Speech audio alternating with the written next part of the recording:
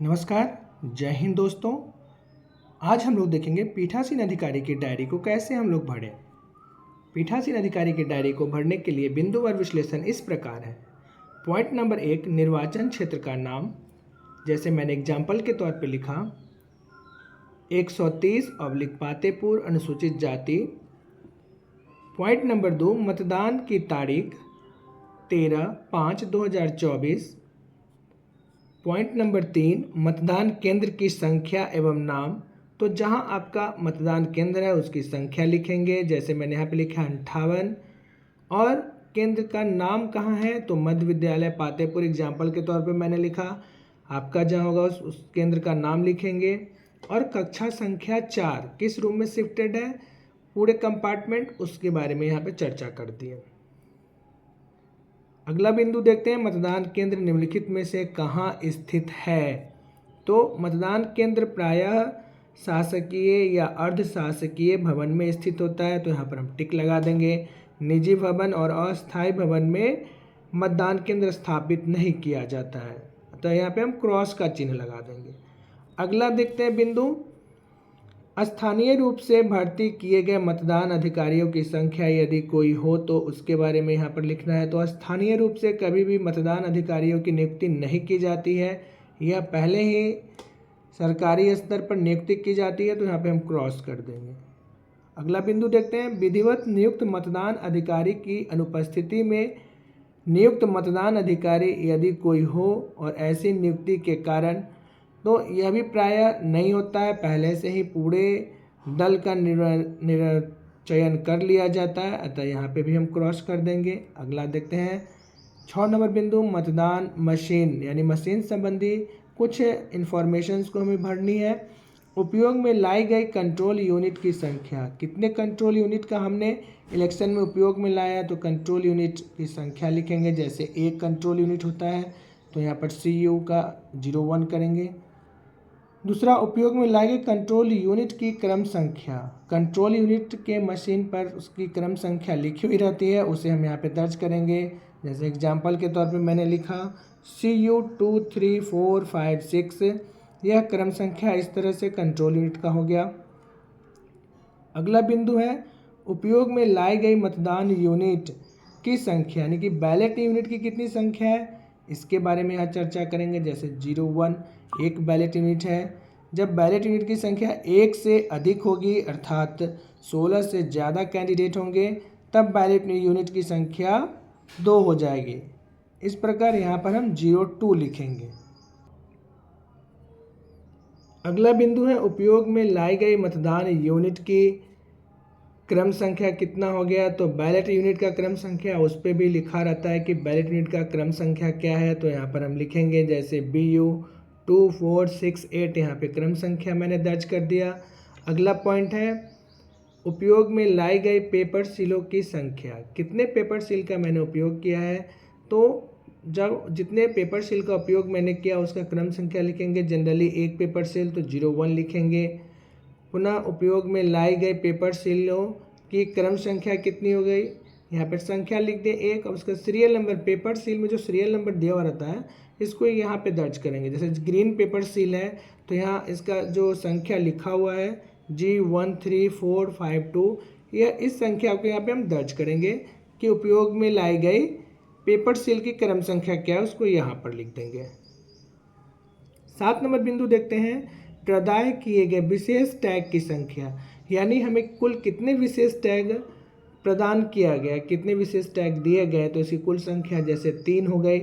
अगला बिंदु देखते हैं क्या कह रहा है, प्रदाय किए गए विशेष टैग की क्रम संख्या।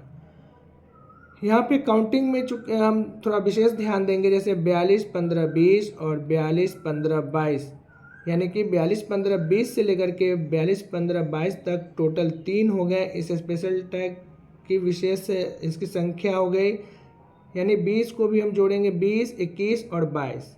यहाँ काउंटिंग में प्राय हम लोग देखते हैं 20 से 22 2 हुआ, जी नहीं, 20 भी गिनती में आएगी, 21 आएगी और 22 आएगी, तो कुल 3 हो गए। यह हमें विशेष रूप से ध्यान दे करके इसको जोड़ना है और इस तरह से काउंटिंग सही रखना है। अगला बिंदु को देखते हैं, उपयोग में लाए गए विशेष टैग की संख्या। कितने विशेष टैग का हमने उपयोग किया? जनरली एक का उपयोग कर लिए तो 01 लिखेंगे। उपयोग में लाए गए विशेष टैग की क्रम संख्या कितनी है? तो पहले ही हमने बताया कि 42 15 20 पहला मेरा टैग है, तो 42 15 20 का मैंने उपयोग कर लिया है, तो यहाँ पर उसके क्रम संख्या को लिख देंगे कि 42 15 20 का उपयोग किया गया। अगले बिंदु को देखते हैं, उपयोग में न लाए गए वापस किए गए विशेष टैग की क्रम संख्या कितनी है? तो चूंकि 20 हमने उपयोग कर लिया तो मेरे पास 21 और 22 दो विशेष टैग बच गया। उसके यहाँ पे हम लोग विश्लेषण करेंगे कि 42 15 21 और 42 15 22 दो स्पेशल टैग बचा हुआ है जो उपयोग में नहीं लाया गया और वापस किया गया, इसे हम यहाँ पर मेंशन करेंगे। अगला बिंदु देखें, जिन मतदान केंद्रों में वीवीपैट का उपयोग हुआ है उन पर लागू सिस्टम। लोकसभा चुनाव में वीवीपैट प्रिंटर के रूप में होता है और वीवीपैट को ही प्रिंटर कहा जाता है। तो एक वीवीपैट हमें मिलता है voter verification paper audit trial. तो इसकी संख्या कितनी हो गई? 1 हो गई। और उसका क्रमांक कितना हो गया? सीरियल नंबर कितना हो गया? तो वीवीपैट पे जो दर्ज होगा उसे हम यहाँ पर अंकित कर लेंगे VV823610। यह वीवीपैट से देख करके इसके सीरियल को यहाँ पर लिखेंगे। अब अगले बिंदु की तरफ चलते हैं। ऐसे अभ्यर्थियों की संख्या जिन्होंने मतदान केंद्र पर मतदान अभिकर्ता नियुक्त किए हैं। कितने अभ्यर्थियों की संख्या है, कैंडिडेट है जिन्होंने पोलिंग एजेंट नियुक्त किया है, जो हमारे बूथ पर आए हैं, हमारे मतदान केंद्र पर आए हैं। जैसे मान लिया जाए 5 पोलिंग एजेंट मेरे पास आए हैं, तो इसकी संख्या यहाँ पे दर्ज करेंगे 05। अगला देखिए, मतदान के प्रारंभ में उपस्थित मतदान अभिकर्ताओं की संख्या। तो जब इलेक्शन शुरू हुआ या मॉक पोल से पहले ही जो पोलिंग एजेंट आ गया उसकी संख्या यहाँ दर्ज करेंगे। जैसे मान लिया 3 पहले उपस्थित हो गए, तो यहाँ पर हम 03 लिखेंगे। पुनः अभिकर्ताओं की संख्या जो विलम्ब से आए हैं, यानी कि जो पोलिंग एजेंट विलम्ब से लेट से आए हैं उनकी भी हम संख्या दर्ज करेंगे। जैसे 02 हो गया, तो 3 और 2 मिलकर 5 हो गए। अगला कह रहा है कि मतदान के समाप्ति पर उपस्थित मतदान अभिकर्ताओं की संख्या। जब पूरी इलेक्शन खत्म हो गई तो शाम के समय में कितने पोलिंग एजेंट उपस्थित हुए उसकी कुल संख्या दर्ज करेंगे। तो जैसे मान लिया जाए 5 थे, 5 में से 4 उपस्थित हो गए, तो यहाँ पे 04 लिखेंगे। अगले पॉइंट को देखिए, मतदान केंद्र पर नियत मतदाताओं की कुल संख्या, यानी जिस केंद्र के लिए हम पीठासीन नियुक्त किए गए हैं वहाँ के वोटर लिस्ट के अनुसार टोटल कितने मतदाताओं की संख्या है, यानी कितने वोटर्स हैं। जैसे मान लिया जाए कि कुल मतदाताओं की संख्या 1200 है, तो यहाँ पर वोटर लिस्ट के अनुसार हम इसे यहाँ दर्ज कर देंगे। अब अगले बिंदु को देखते हैं, निर्वाचक नामावली की चिन्हित प्रति के अनुसार मत देने के लिए अनुज्ञात किए गए निर्वाचकों की संख्या कितनी है, यानी P1 के द्वारा कितने वोटर्स को चिन्हित किया गया है, कितना कुल मत पड़ा। जैसे यहाँ पे एग्जाम्पल में मैंने 800 लिखा, तो अनुसार मत देने के लिए अनुज्ञात किया निर्वाचकों, कुल 800 वोटर्स ने वोट का इस्तेमाल किया, तो यहाँ पे हम 800 लिख दिए। अगले बिंदु को देखेंगे, ऐसे निर्वाचकों की संख्या जिनकी प्रविष्टि मतदाता रजिस्टर के रजिस्टर में की गई है। तो जितना P1 प्रविष्ट करेंगे उतना ही P2 भी मतदाता रजिस्टर में करेंगे, तो यह दोनों सेम होगा 800 और यहाँ भी 800। किसी कंडीशन में जैसे कोई वोट देने से इनकार कर दिया या फिर पूरे दस्तावेज को करके इनकार किया, तो उसको हम अलग से प्रविष्टि में दर्ज करेंगे। अगला देखेंगे, मतदान मशीन के अनुसार रिकॉर्ड किए गए मतों की संख्या, यह भी 800 हो गए। जैसे मैंने पुनः पहले ही बताया था कि कोई वोटर्स आता है और पूरी प्रक्रिया करने के बाद वोट देने से इनकार कर सकता है, उस कंडीशन में यहाँ यह घट जाएगा, जिसे हम आगे मेंशन करके और टोटलिंग सही करेंगे। तो ऐसा प्रायः नहीं होता है, जो वोट देने के लिए आते हैं वह वोट देते ही हैं, इनकार नहीं करते हैं, तो हमारा यह सभी आपस में बराबर हो जाएंगे। तो यहाँ पर भी 800। फिर अगला प्रश्न दिया, मतदाताओं की संख्या जिन्होंने मत न देने का निश्चय किया हो, यदि हो तो मैंने बताया कि जो सारे प्रोसेस करा के और मत देने का निश्चय ना करें, इसकी संख्या न के बराबर होती है। यदि ऐसा कंडीशन आता है तो इसका विवरण यहाँ भरेंगे, जैसे मैंने यहाँ पर 0 भर दिया। आगे हो गया कि प्रथम मतदान अधिकारी के हस्ताक्षर, यानी कि P1 यहाँ पर साइन करेंगे और मतदान अधिकारी के यहाँ पे हस्ताक्षर हो जाएंगे P2 के, यानी मतदाता पंजी के प्रभारी P2 होते हैं, तो यहाँ पर P2 के साइन हो जाएंगे। आगे बढ़ते हैं महत्वपूर्ण बिंदु में। अगला क्या है, 11 नंबर पॉइंट है, निर्वाचकों की संख्या जिन्होंने मत दिए, यानी कुल कितने वोट पड़े इसका विश्लेषण हमें करना है। तो टोटल पुरुष कितना वोट दिया 450, महिला कितना दी 350, ट्रांसजेंडर कितना 0 हो गया। कुल वोट की संख्या कितनी हो गई 800। चूँकि पहले ही मैंने 800 का विश्लेषण किया है तो उसमें पुरुष और महिला को मिला करके कुल 800 वोटर्स का यहाँ पर पूरा ब्यौरा भरे। अब अगला देखिए, अभ्याक्षेपित चैलेंज मत, स्वीकृत संख्या, अस्वीकृत संख्या, जब्त की गई रकम की राशि, यह भी प्रायः 9 के बराबर होती है। जो चैलेंज वोट होते हैं जिसको एजेंट चैलेंज करते हैं तो इसमें भी हम 0 भरेंगे, क्रॉस करेंगे, इसमें भी नहीं होता है। यदि ऐसा होता है तो जब्त की गई राशि का विश्लेषण यहाँ भरेंगे और स्वीकृत संख्या कितना 1 या 2 हुआ उसके बारे में चर्चा करेंगे। हालांकि प्रायः इस तरह की घटनाएं नहीं होती है तो हम यहाँ पे 0 भरेंगे।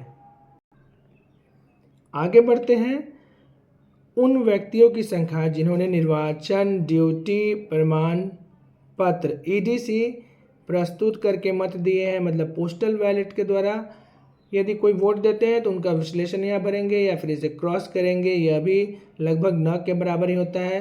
जो पोस्टल बैलेट है, चूँकि जहाँ पर ट्रेनिंग होती है वहाँ पर ही जनरली वोट कंप्लीट करा लिया जाता है। विदेशी निर्वाचकों की संख्या जिन्होंने वोट दिए हैं, यह भी क्रॉस हो जाएगा, यह भी 9 के बराबर होता है। उन निर्वाचकों की संख्या जिन्होंने साथियों की सहायता से मत दिए हैं, जैसे फिजिकली असेबल्ड है, ब्लाइंड है, तो वैसे यदि निर्वाचक आता है तो उनके बारे में यहाँ पे विवरण भरेंगे, यदि नहीं है तो यहाँ पे क्रॉस कर देंगे। प्रॉक्सी द्वारा दिए गए मतदाताओं के मतों की संख्या, यह भी यदि है तो उसकी संख्या को भरेंगे, नहीं तो क्रॉस करेंगे। निविदत मतों की संख्या, इसे भी हम क्रॉस किए हैं। इस तरह की लगभग कभी समस्याएं नहीं आती हैं। यदि उस तरह की आती हैं या इस तरह के वोटर्स होते हैं तो इनके संख्या के विश्लेषण को भरेंगे। आगे हम लोग देखते हैं 17 नंबर पॉइंट पे, निर्वाचकों की संख्या। अब जिनमें उनकी उम्र के बारे में घोषणाएं प्राप्त की गई, ऐसा लगता है जिसकी उम्र कम है या फिर उम्र संबंधी घोषणा यदि करते हैं तो प्रायः जिनका 18 साल हो जाता है या वैसे निर्वाचक आते हैं, तो यहाँ भी उम्र संबंधी यदि घोषणाएं नहीं है तो क्रॉस करेंगे, यदि उम्र संबंधी घोषणाएं होती हैं तो उसका यहाँ जिक्र करेंगे। जिन्होंने ऐसी घोषणाएं करने से इनकार कर दिया, ऐसा लगता है कि इसका वास्तविक उम्र कम है या फिर घोषणा करने से इनकार करेगा, तो उसका विवरण भरेंगे। हालांकि इस तरह की समस्याएं नहीं आती हैं तो इसे भी हम क्रॉस कर देंगे। 18 नंबर बिंदु को देखते हैं, क्या मतदान स्थगित करना आवश्यक था? यदि ऐसा था तो ऐसे स्थान के कारण, किसी कंडीशन में यदि मतदान को स्थगित की जाती है तो उसके कारण का विश्लेषण यहाँ पे भरते हैं। हालांकि यह भी घटना नहीं होती है क्योंकि इतने सारे पुलिस बल और फोर्स होते हैं कि इस तरह का ऑकरेंस प्रायः नहीं होता है, तो इसे भी हम क्रॉस कर देंगे। 19 नंबर बिंदु अत्यधिक महत्वपूर्ण है। प्रत्येक 2 घंटे में डाले गए मतों की संख्या का विश्लेषण हमें देना है। जैसे 7 बजे से 9 बजे पूर्वाह्न तक कितना वोट पड़ा, तो मैंने यहाँ पर जैसे 100 वोट के बारे में बताया कि 7 से 9 तक 100 वोट पड़े। फिर 9 बजे से पूर्वाह्न से 11 बजे पूर्वाह्न तक 200 वोट पड़े। 11 बजे से लेकर के 1 बजे अपराह्न तक 150, 1 बजे अपराह्न से 3 बजे तक पुनः 150 और 3 बजे अपराह्न से 5 बजे तक 200। जबकि यह अभी 6 बजे तक का हो गया है तो इसको 6 बजे तक का करेंगे। 3 बजे से लेकर 6 बजे तक का अपराह्न तक 200। अब इसको हम डिटेल में देखते चलेंगे, ऐड करके टोटल करते चलेंगे। तो पहला 200, फिर यहाँ का 100, 200, 300 हो गया, फिर 150, 450 हो गया, 150, 600 हो गया और लास्ट का 200, 800। कुल वोटर्स यहाँ पे जितना वोट पड़ा यह सीरियल है टोटल में आ जाना चाहिए।